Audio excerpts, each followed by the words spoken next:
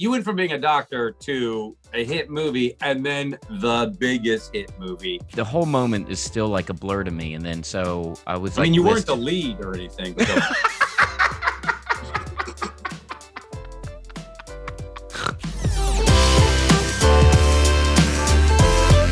Hi everyone, I'm Variety Senior Editor Michael Schneider, and welcome to Variety's Dream Teams, where we talk to Hollywood collaborators about working together. And right now I'm very pleased to have from Community and Masked Singer and so many other things, Jeong and Joel McHale. Oh, I thought this was a singular issue where Joel just gets to marvel at my IMDb resume.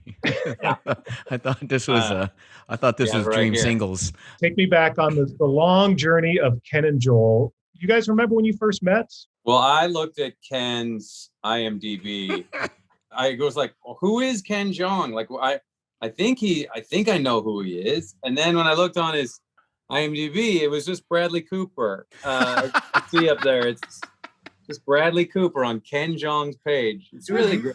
You thought you were working with Bradley Cooper on Community. I was like, quite a disappointment. When Did Harmon tell you like a guy from The Hangover is coming on to be in the show, and you were just so excited and then disappointed? I was like, it's you. I remember that first day. I wasn't in the pilot, and then I was in the second episode when Community had been ordered to series. It was like the summer of 2009. That's when they say it went downhill, the second episode. Yes, I've been told that many times, internally and externally.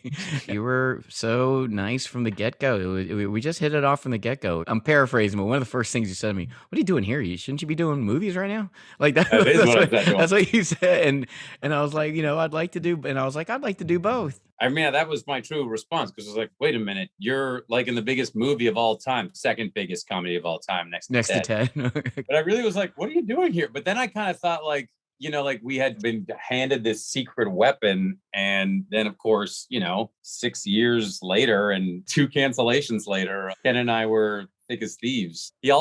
Nobody worked harder. Like I was like, man, that guy's got it dialed in. I better learn my lines. And there was a scene where it's him, Jim Rash, and John Oliver judging a swimming competition. When I saw those three up there, I was like, the comedic nuclear power coming off of that table is pretty powerful. So watch out. Our judges include myself, Dean Craig Pelton, Professor Ian Duncan, Professor Ben Chang. No, you're a teacher, you're not a professor. Maybe because I don't look like Ron Weasley. That's the difference. That's the qualifying factor. What do you guys remember from Ken's first monologue as Chang? In my head, I had a lot of just kind of momentum going into Chang, just kind of channeling some of the Hangover energy. Or I had just come off the set of another movie. It was a really heady time for me personally around that summer of 2009. And I just kind of went off on kind of a movie style rant. I am a Spanish genius. In Espanol, my nickname is El Tigre Chino. Because my knowledge will bite her face off. So don't question Senor Chang, or you'll get bit. You bit. I remember my senior Chang stuff was exceptionally long, and how patient everybody was. Yeah, and being very humble because it went on forever. It was kind of like Chang immediately became so important to the show. It was just like, I'm so happy I'm on a funny thing. And I was like, no, you can't take that away from us. It's going to be funny. I know that. Hey! You two-faced jag! You're wearing protective goggles to destroy my car? Safety first! And Ken, what do you remember about knowing about Joel before you started working with him? Obviously we all knew him from The Soup. Had you known him from comedy circles? Why are you applauding yourself? Why are you clapping? Oh, sorry. Sorry. When he was talking about me, I didn't applaud. I thought so sorry. What did you know about Joel going into working on Community? Definitely knew him from The Soup, and I saw you on Spider-Man 2. Don't believe me. Oh, that boy of yours is a real hero. It's 4 lines. Thanks for mentioning The Informant, Ken. Yeah. Jeez.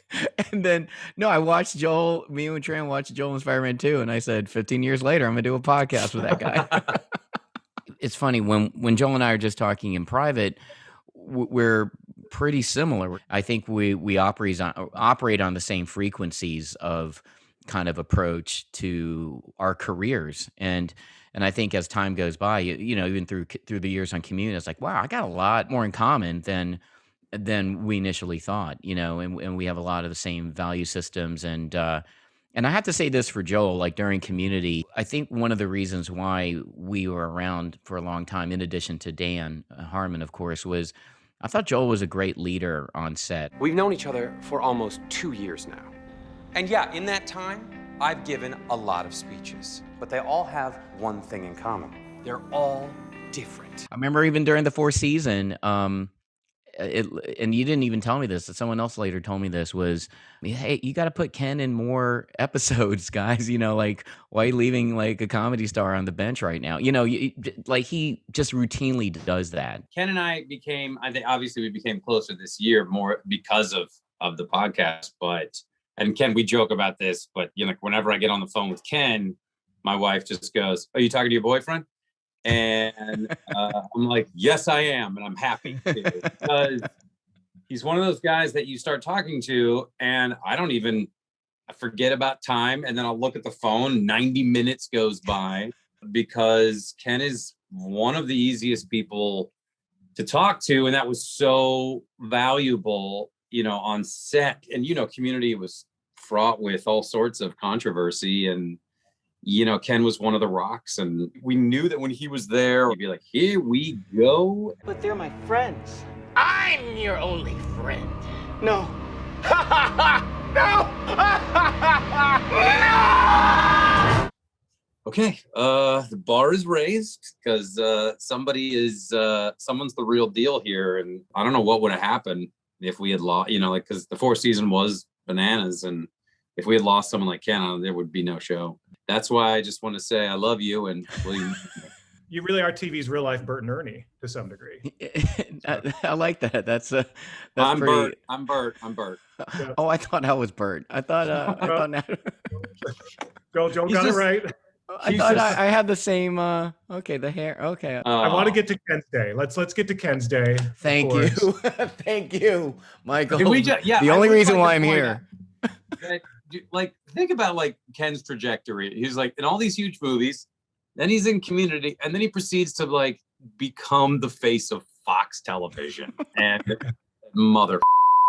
And I'm very jealous. So that's why you can see him. This is how I know Ken's successful. If you're very jealous. But you look what Ken did he took over a network, and now like he had like 12 shows, and I have one show. I just have one. But we do get to see you pop up on Masked Singer a couple times every season, and you've been on I Can See Your Voice, and of course the magical New Year's Eve. Yeah, coming to you next December, Michael Schneider. From New York City. You can return that suit to the Joker now, so How thank dare you.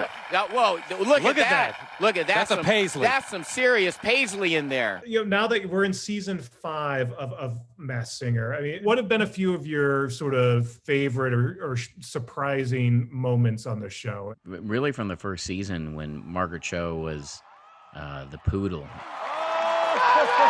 Comedian extraordinaire Margaret Cho!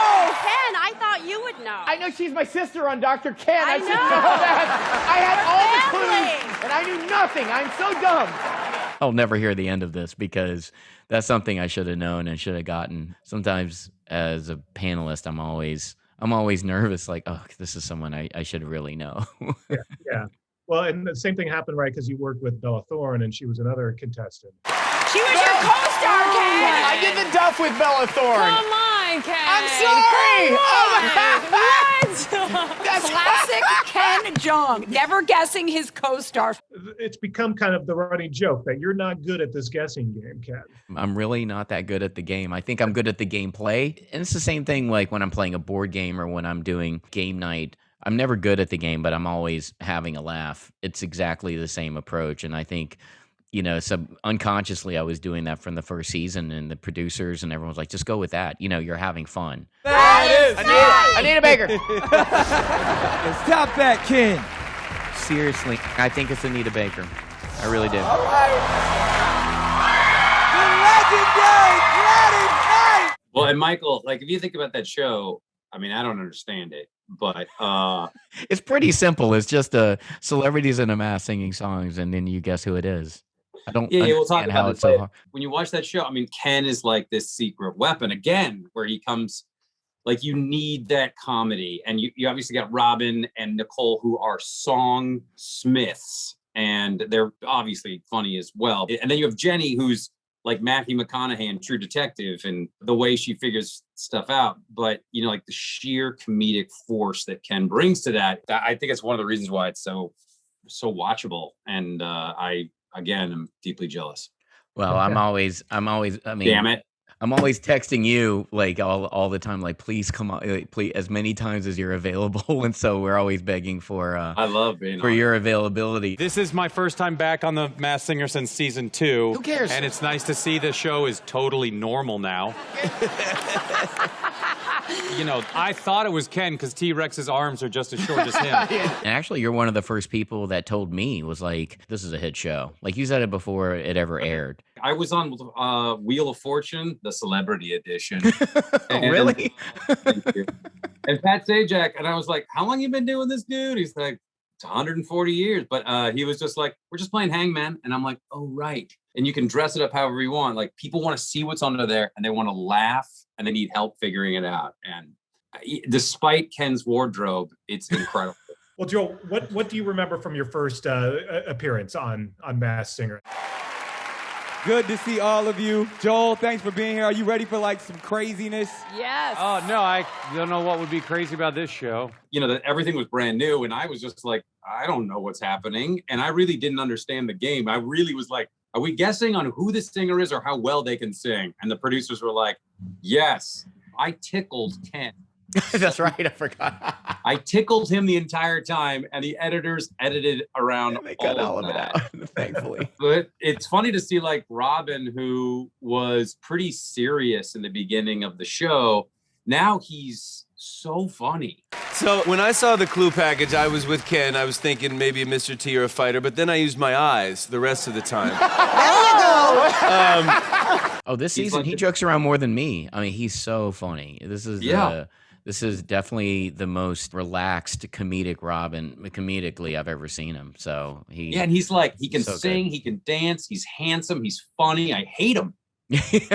Well, Joel, you showed up one time dressed as Robin Thicke.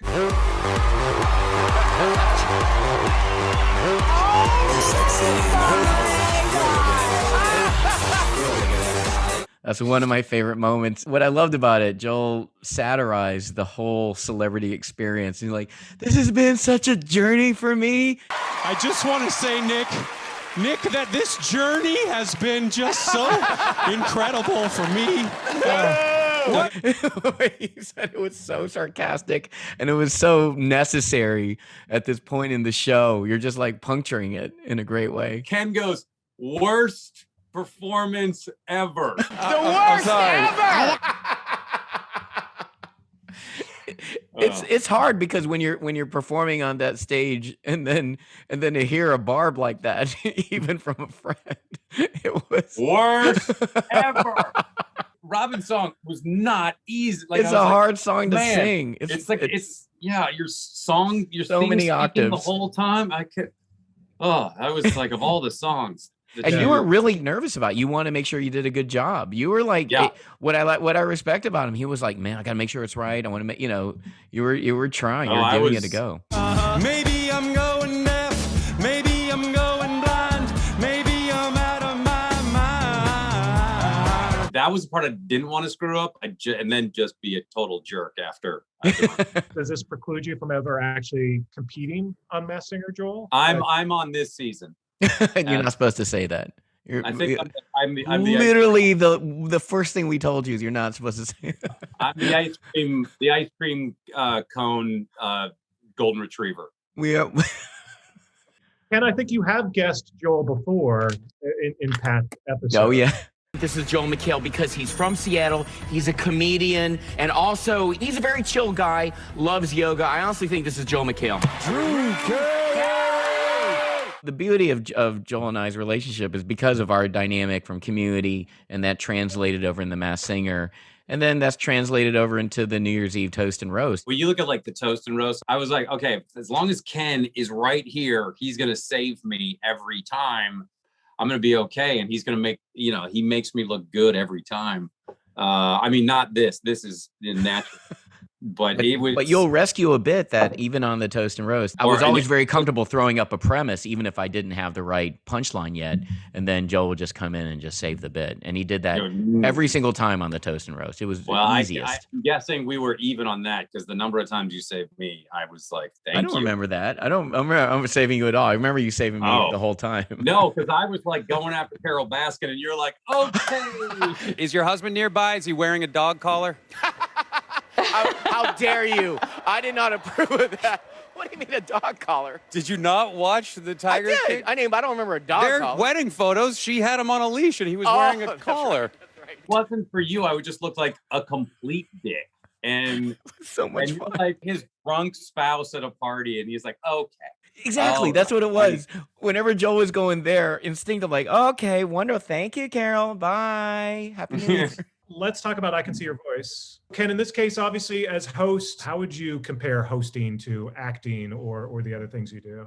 It's funny. I've talked to Joel about that, too. Just being comfortable with copy. Hi, I'm Ken Jeong, and I'm about to be your favorite host on television. Stop laughing. This one is a completely different thing. I have to steer the tone of the show, and you're working with a contestant as well as panel of secret singers who are anonymous, and then a celebrity panelist as well. It was our first season last season, so I learned a lot, and especially having someone like Joel there makes it easier. And there's a couple times I called you and asked you, like how you approach this as a host, Joel, and it was like, and your first words to me was like, hey, you got to be comfortable with the copy. Then too much advice after a while that I had to do. Well, I mean, I was going to say, like, you nailed the copy, but again, the wardrobe. I mean, can they move their jaw accordingly? Someone can mimic that. Can you do that? Why don't you do it? Ready? Adrian, Ain't no mountain high enough. Oh yeah, I stand corrected. We did a demo pilot even before I Could See Your Voice that wasn't an aired, and Joel was so funny of it. And if anything, having you relax me, because you would, anytime I would bring up something, Joel would go, "This is not, this is unairable, right?" This is not. He would keep. He would just say "mother" as much as we want. It doesn't matter. It's got that same sort of like, what is the answer? And that's why the show's so engaging. And obviously Ken strikes the tone really well for comedy and drama because it needs both. And yeah, I mean, I was, again, just riddled with jealousy. I think going back to Joel, just what amazed me on while we're doing Community is you doing The Soup at the same time for 6 years. And I think it must have just subconsciously crept in my mind, like in the last few years, like, oh, love to do what Joel's doing. I think you're one of the few people that have really successfully navigated both. It is true, Joel. You've always balanced hosting with acting. Was that always a plan, or was that just sort of it worked out that way? Like I never said no to anything. I just kept saying yes. When I played football, you hear that, Ken? What was that? Supportive. Football, college. And I didn't play. I just practiced. You never played. I was like, these guys have 3 full-time jobs. And I was like, oh, I can do that. That's what it takes. I was like, got it. You have an outstanding work ethic.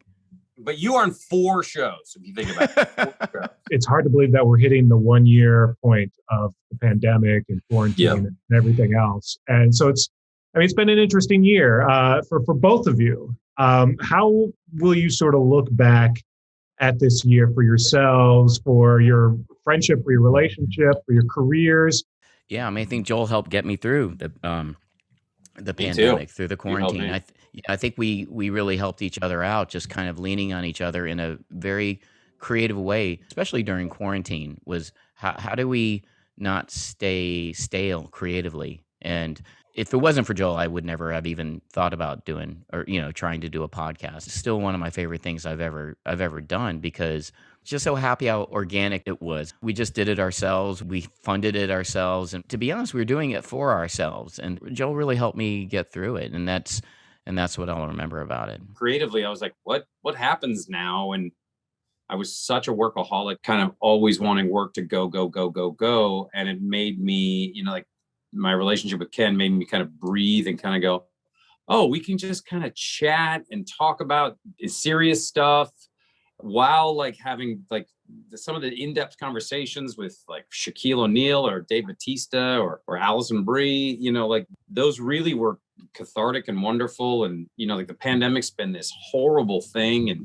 terrible for the planet, but strangely, like there's moments of joy, like doing that.